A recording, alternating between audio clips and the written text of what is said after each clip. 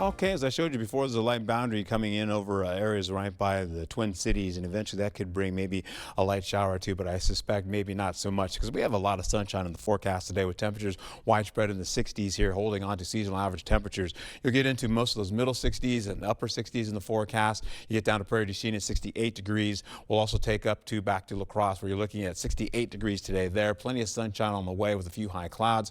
And that rainfall I showed you earlier, that's not showing up anymore. You can see that that's come and gone, holding on to the possibility of drier conditions up to the north as well as you get into Eau Claire. About 64 degrees for you, 63 in Ladysmith, and as you go farther to the east, low to middle 60s in your forecast as you go there. All right, so you're holding on to a nice little break of cloud cover, and most of the moisture is down to the south here over by Wisconsin Dells and now tracking out to the east.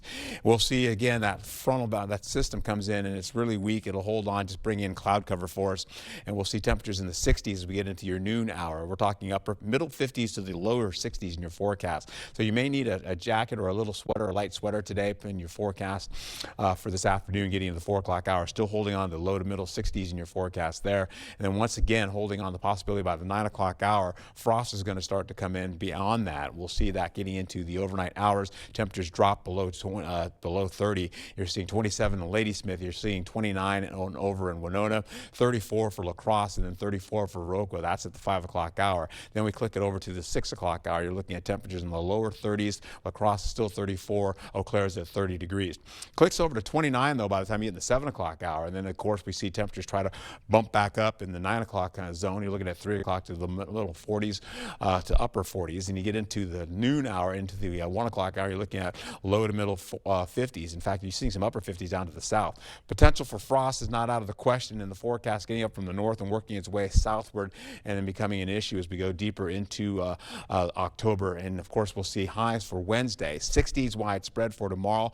Early morning frost is going to be there. It'll go through 9 o'clock in the morning for a lot of folks there, especially from the north all the way down to the central and southern portion of the region.